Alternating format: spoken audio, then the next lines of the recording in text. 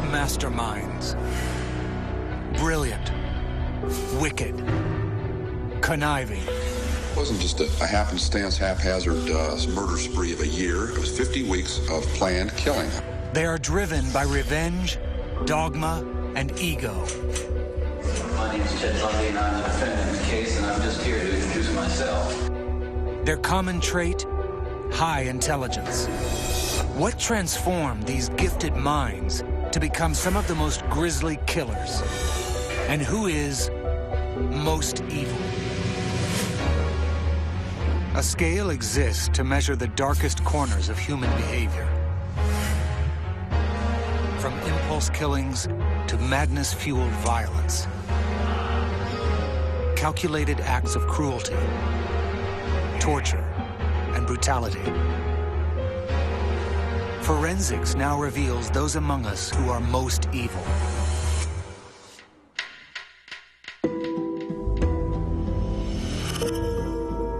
Malicious masterminds.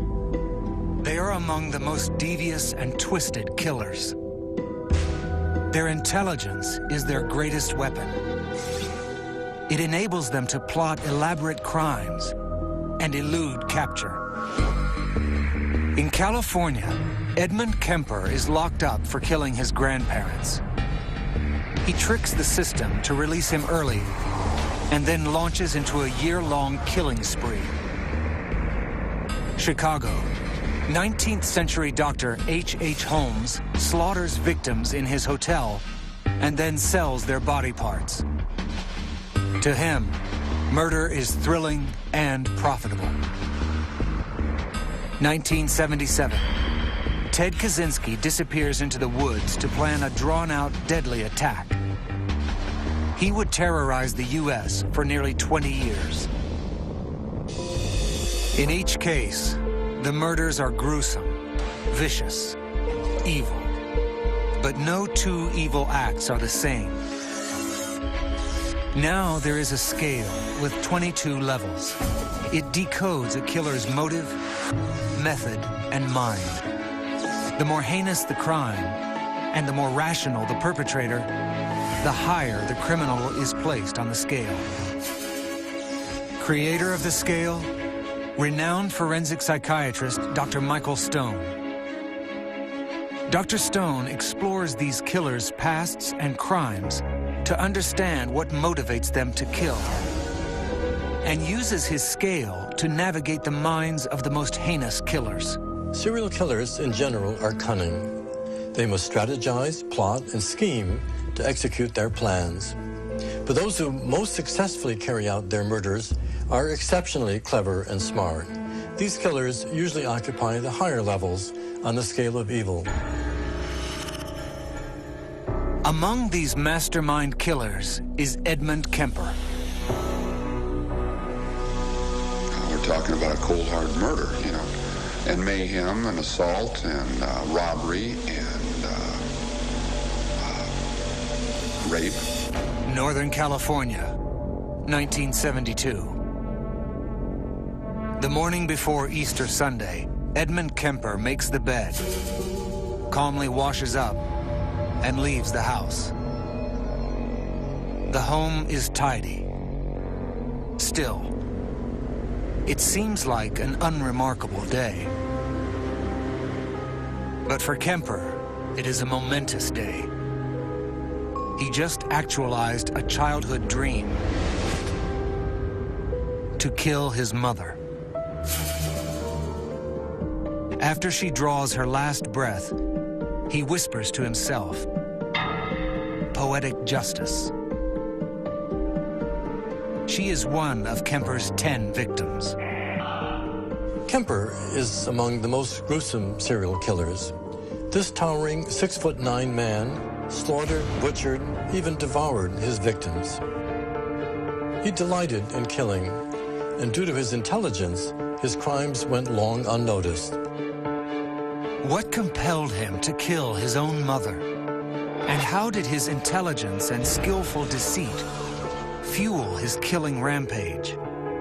To understand the roots of such sadistic violence, Dr. Stone delves into Kemper's past. he uncovers nightmarish details. Kemper is raised in a tumultuous household. His parents separate when he is 4. He and his 2 sisters stay with their mother, who is embittered by the split. She berates young Kemper, locks him in the basement for months at a time to punish him. While in seclusion, Kemper creates fantasies. He imagines killing his mother, her friends, his teacher. The isolation gets to him, stirs hate within him. He takes out his aggressions on his sister's toys, cuts off their heads and limbs. This secret habit foreshadows his future crimes. His mother is the defining figure in Kemper's childhood. The rage that she feels for her husband is directed onto her son. The oppression Kemper experiences slowly builds to anger within him. As a teenager, Kemper lives between his mother's and his grandparents' homes. His grandparents make him feel like a burden, unwanted. In a fit of rage, he shoots both grandparents dead. And he is sent to a mental institution for adult prisoners. While there, he masters skills in deception. 1964, prison experts evaluate Kemper. He scores 136 on IQ tests. Of superior intelligence, one doctor notes. Surrounded by psychopaths, he spends his days learning about their crimes. He also befriends the very psychologist treating him, earning him a job as a research aide, administering psychological tests to other inmates. Kemper memorizes these 22 psychology tests, learns how to manipulate and eventually outsmart the system. Having mastered the psychology exams, he earns high marks when tested and wins praise from psychologists. 5 years later, he is released early. Kemper uses his intelligence to trick the authorities. This makes brilliant killers among the most dangerous criminals. They have foresight and the capacity to outsmart not only their victims, but also their captors. To do so, they are extremely calculating and scheming. They carry out their crimes with absolute precision. And when put in an environment that triggers their rage, they are merciless. When released, Kemper is sent back to his mother. But I was put right back in the pressure cooker that I was hatched out of. It was a very sick and very depressive and very unhealthy relationship. His mother continues to taunt Kemper, telling him he's a failure, just like his father. Each time they argue, he storms out of the house and drives aimlessly, passing young female hitchhikers. He begins to pick them up, enjoys their company and their vulnerability. These encounters reignite his urge to kill.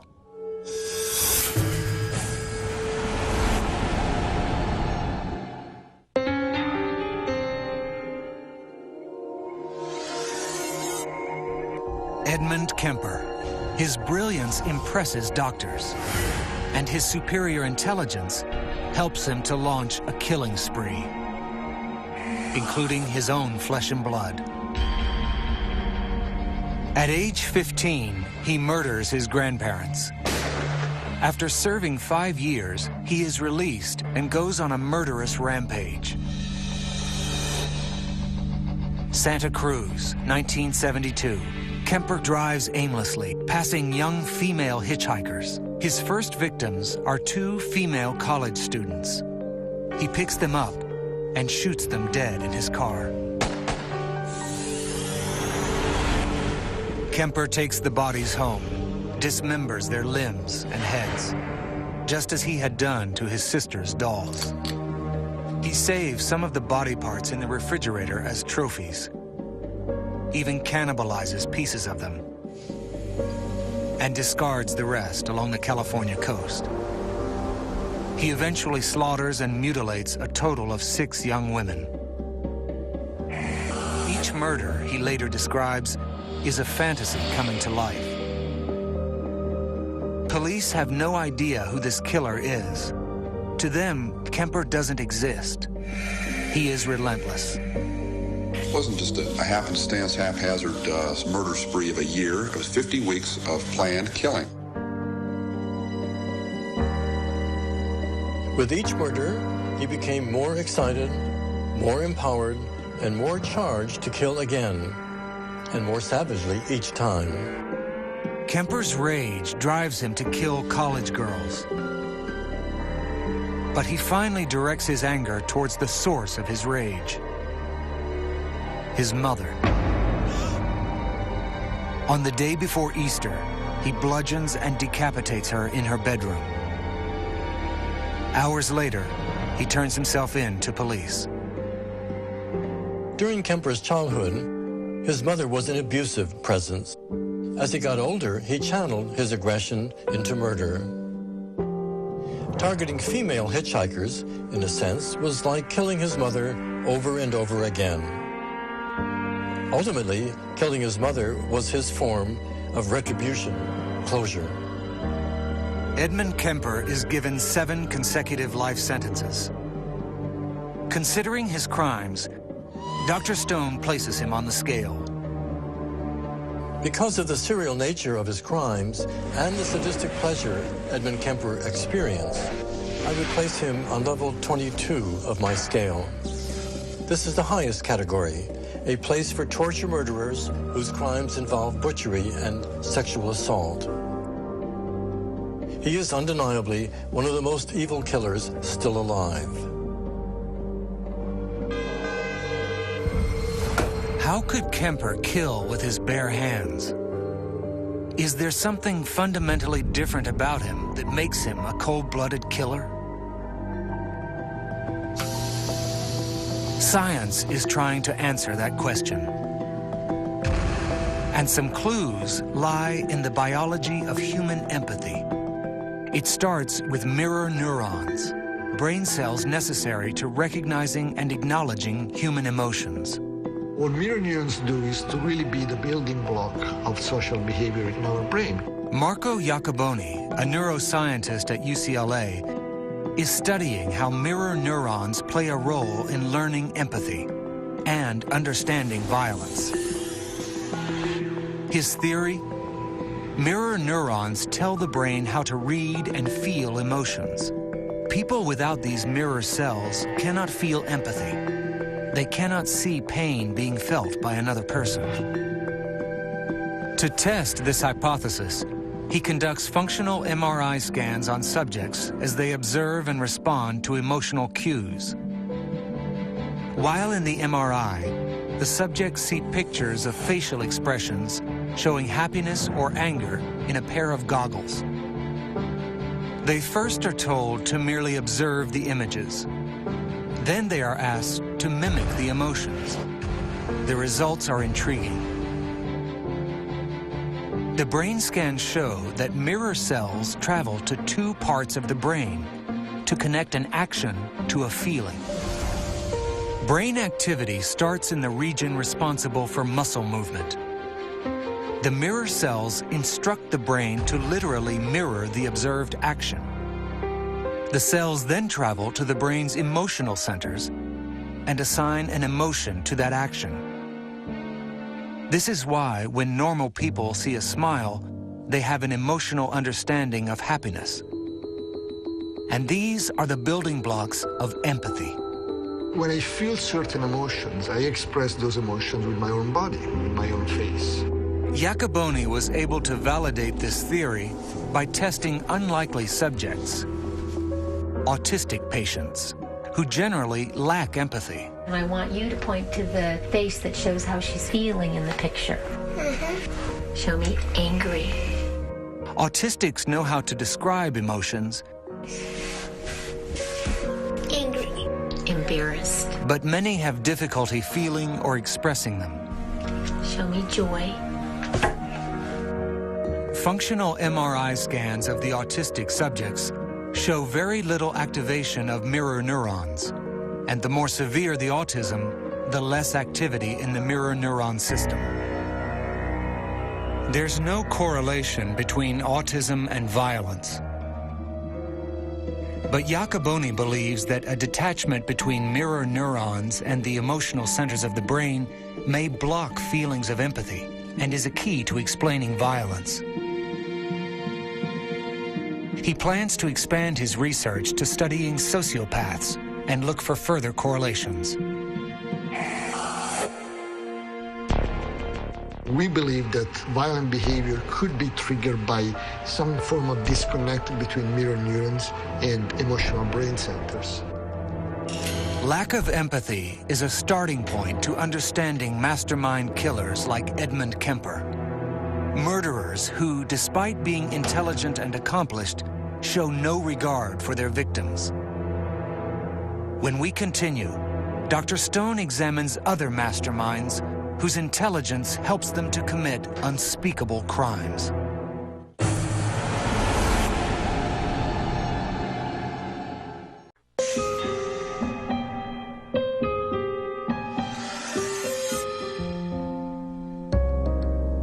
Wicked masterminds. They are shrewd, clever, and among the most evil serial killers. Their extreme intelligence allows them to outsmart their victims and evade authorities. Like Ted Bundy, one of the most lethal killers in recent history. My name is Ted Bundy, and I'm the defendant in the case, and I'm just here to introduce myself. Bundy brutally murders scores of young women across the U.S. in the 1970s. His violent streak begins while he's an honor student at the University of Washington. After a girlfriend dumps him, he seeks revenge on women. He lures them by posing as a police officer, fireman, or businessman. He then rapes, strangles, and finally drowns them. Over 4 years, he kills at least 35 women. Ted Bundy was an expert imposter because he was extremely attractive and persuasive. He knew how to take advantage of his good looks and charm. This is also evident during his trial. Bundy serves as his own counsel. He impresses the court, even the judge. You're a bright young man. You'd have made a good lawyer. I'd love to have you practice in front of me, but you went another way, partner. Take care of yourself. Thank you. He is ultimately sentenced to death. Some killers are so clever, so insidious, that they are never found. Like the notorious Zodiac killer. 1969, San Francisco. A city lives in fear of a murderer calling himself the Zodiac. He's an absolutely ruthless, completely merciless killer. He executes 5 people, approaching them in lovers' lanes, gunning them down, or stabbing them to death. He taunts and teases police, leaving clues in letters to the press. Each time, he threatens to strike again. Investigators are baffled, unable to crack a cryptogram that contains 360 symbols and allegedly the killer's identity.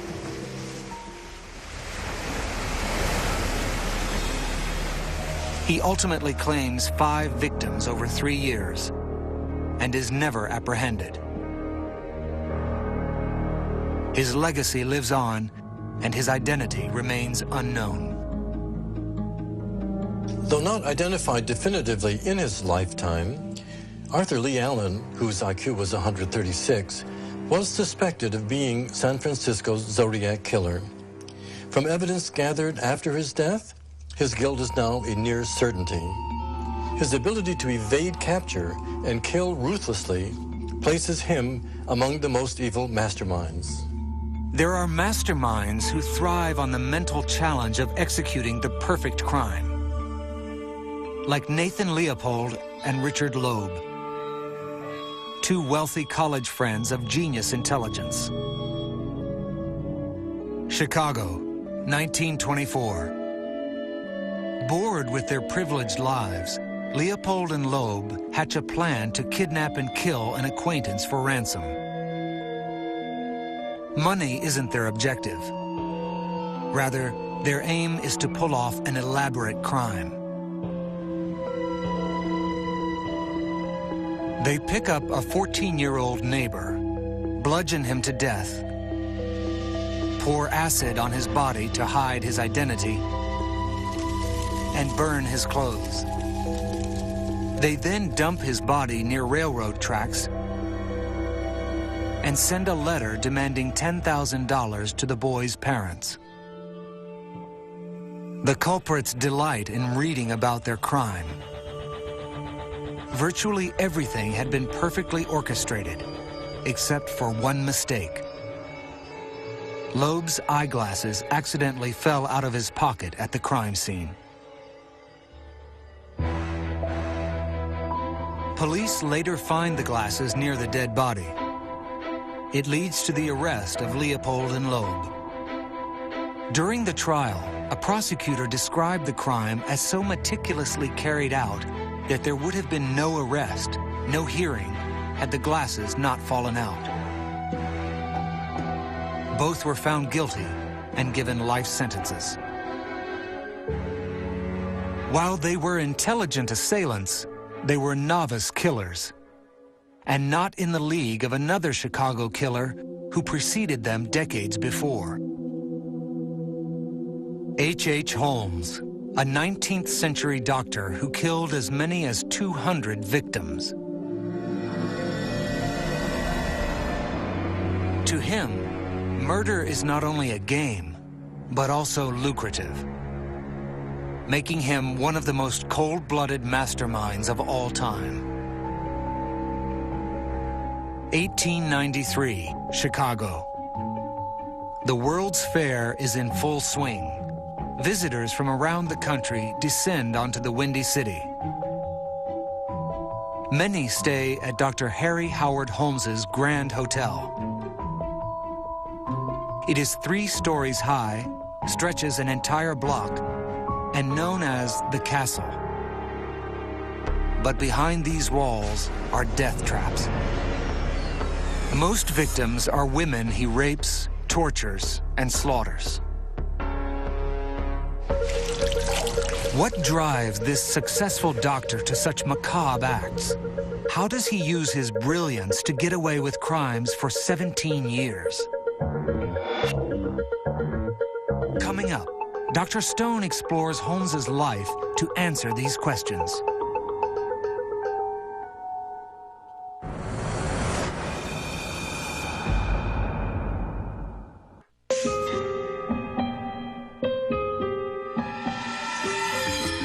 H.H. Holmes, a 19th century doctor whose intelligence is his greatest weapon.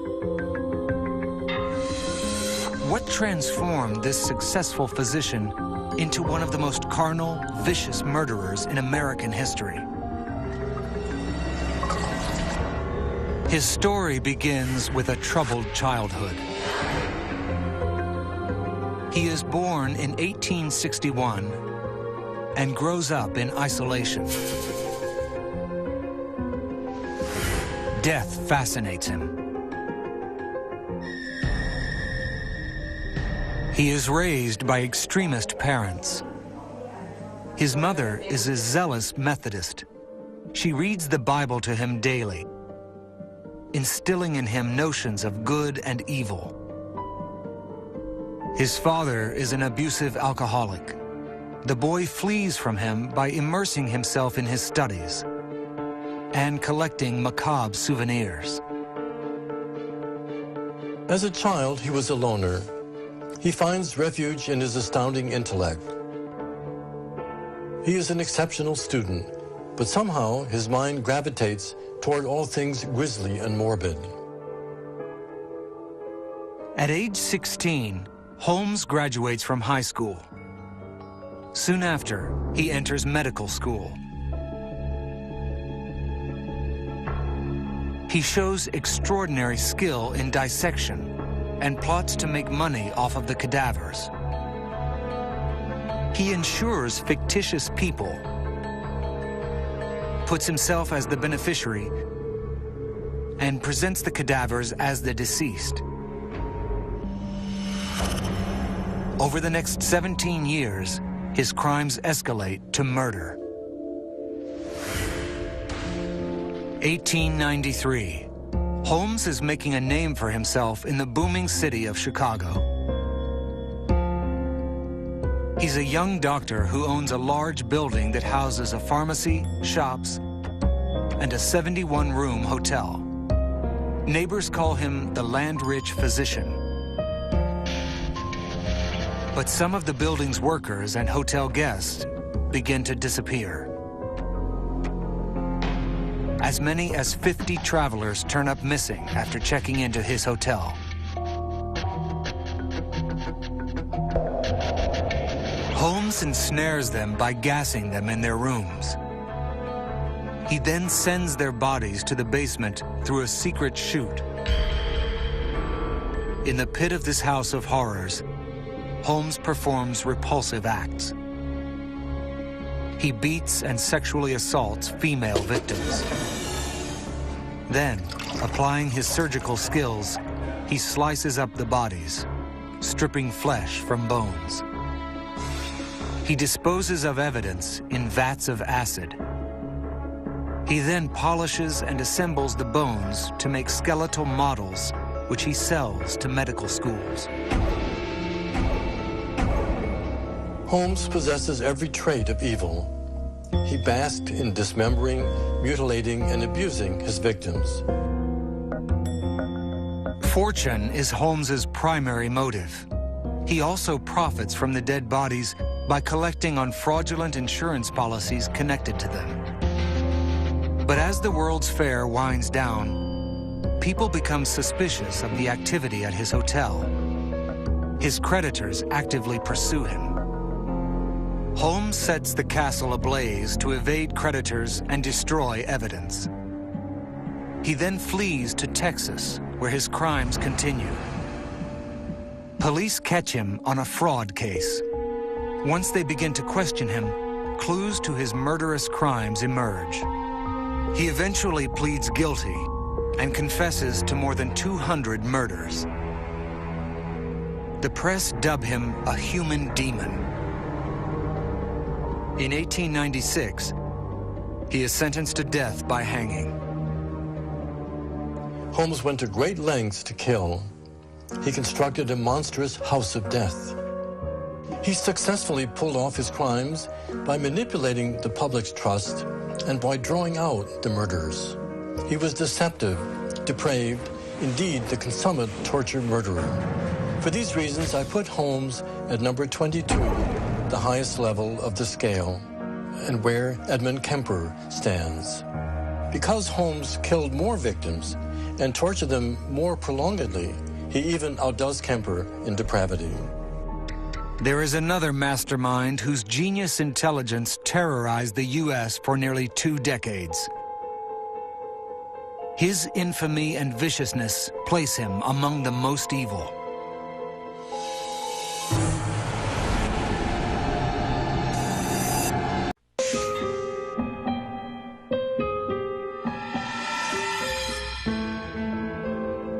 They are captivating, educated, and unsuspectingly deadly. They are murderous masterminds who brutally hunt and prey on victims like any other serial killer. The key difference: their brilliance makes them harder to detect and capture. Like Ted Kaczynski, one of the most elusive killers of the 20th century. A child prodigy, Kaczynski uses his genius intelligence to terrorize the nation for nearly 2 decades. He is America's most wanted and feared killer, known simply as the Unabomber.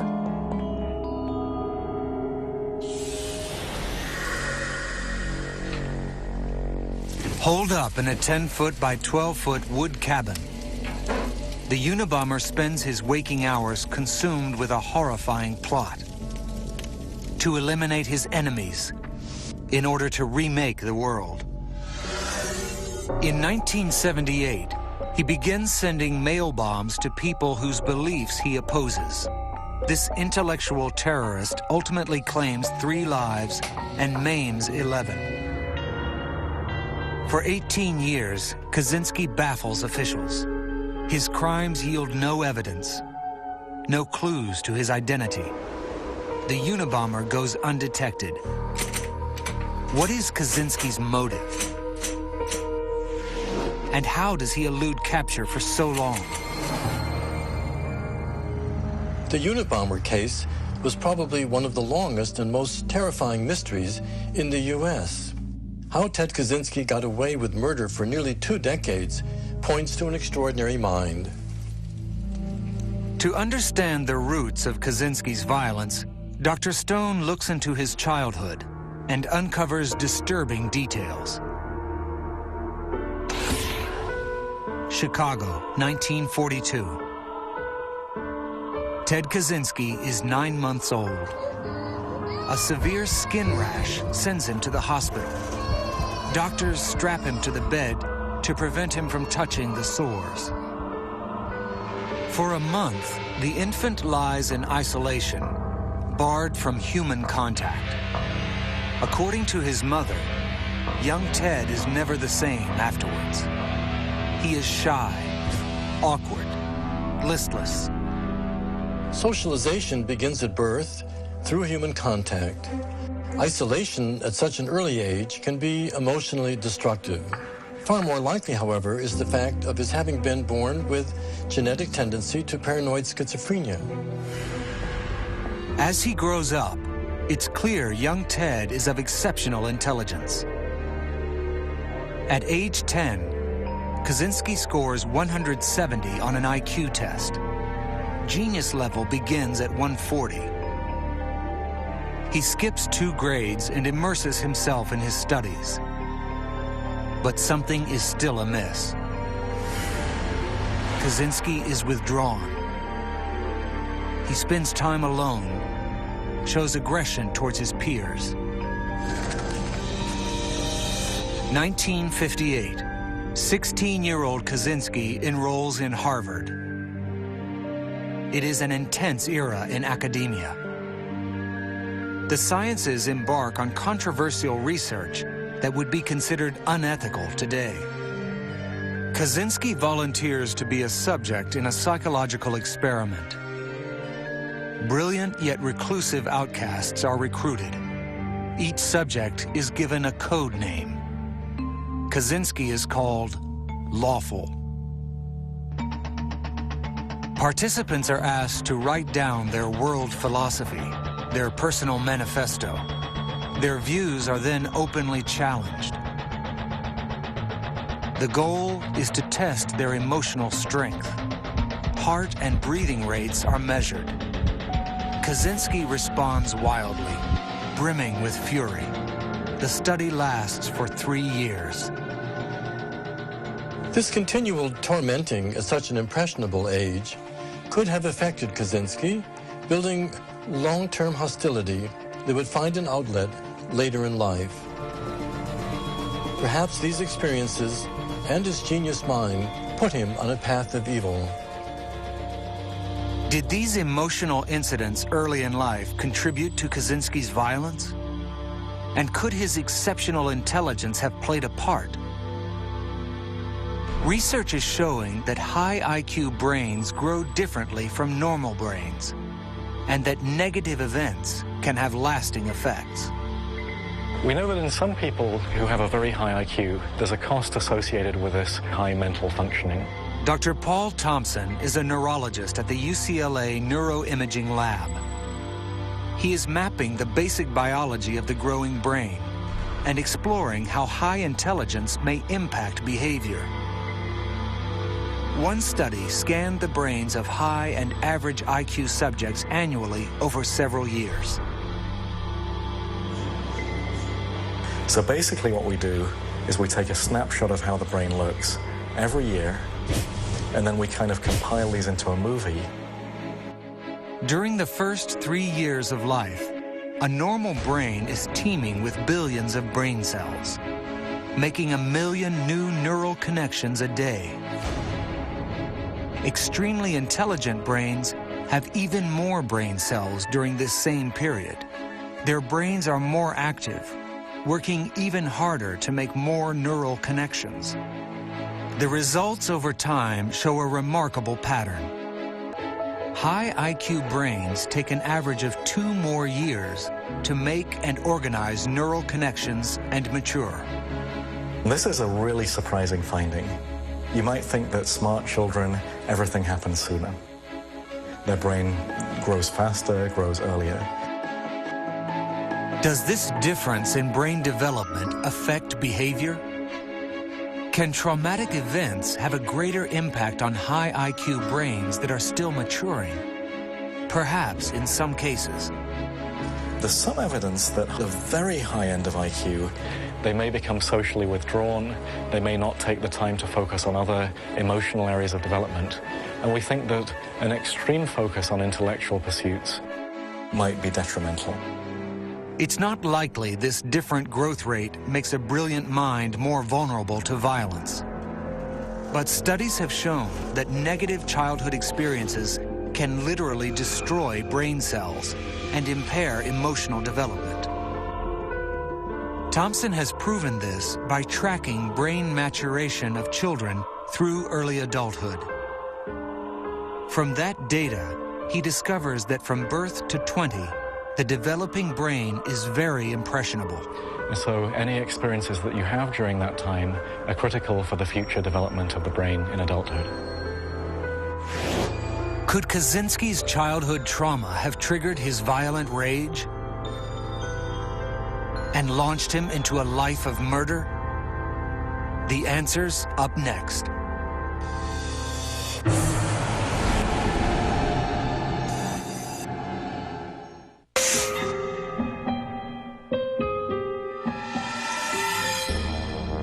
(1962).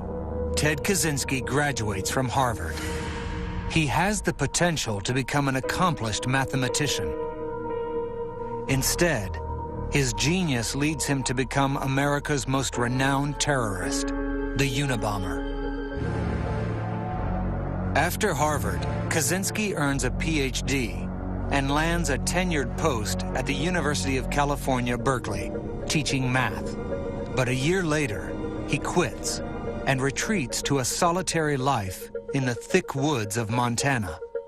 There, he spends the next 18 years devising a violent plan to eradicate modern technology, which he believes is destroying humanity. 1978. He sends his first mail bomb to the science department at the University of Chicago. Over the next 5 years, bombs turn up at other universities and businesses. Dozens of victims are wounded and disfigured. Each time, the explosives are more powerful, deadlier, but without a trace of evidence. Kaczynski takes extreme precautions to cover his tracks. He lines his shoes with a smaller sole so that his footsteps could not be identified. The bombs are made of stolen or homemade materials, all untraceable. And he records every move in code to conceal his plans. Suddenly, after 12 mail bombs, there is silence. From 1987 to 1993, Kaczynski disappears to draft a personal manifesto for the world to see. It defines who he is. It's a 65-page revenge plan calling for the destruction of modern life.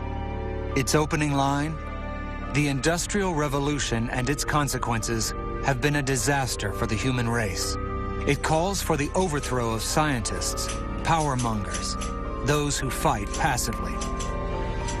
Dr. Stone finds connections between Kaczynski's rage and his self-image. His manifesto, ironically, damns the very kind of people who he is. Kaczynski himself was a scientist, and he craved power. Ostracized all his life, he was angry with a world that didn't accept him. He clearly found power by being the Unabomber. By plotting mail bomb schemes, he kills from afar, passively, an approach he condemns in the manifesto. 1996. Detectives finally get their big break. A man comes forward, convinced that the Unabomber is his brother, Ted Kaczynski. A month-long stakeout in Montana ends with an arrest. Officials are shocked by the man they discover. He is gaunt, filthy, and wild-looking.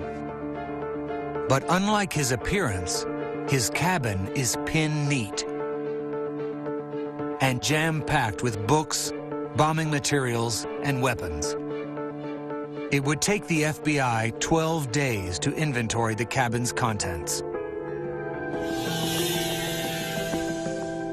A search of his cabin uncovers a mad genius mind.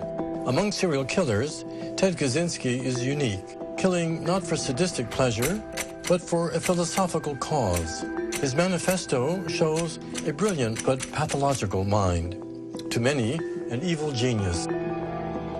Kaczynski is charged with killing 3 victims and disabling 11. He pleads guilty to all counts and is sentenced to life without parole in ADX Supermax in Colorado. Evaluating Kaczynski's case, Dr. Stone places him on the scale of evil. Because of his systematic planning of brutal but detached murders, I would place him on level 16. A place reserved for psychopaths committing multiple vicious acts. But unlike Kemper and Holmes, he killed from afar. He never faced down his victims. Therefore, he lands lower on the scale of evil. Malicious masterminds. They outmaneuver everyone. Most usually get away with numerous murders. Their killing sprees last for years. They are hard to identify, conceal their vile intentions, and strike when least expected. These traits make them perhaps the most dangerous type of killer. As Dr. Stone continues on his search for these ingenious killers, he helps us understand what makes them tick, what makes them most evil.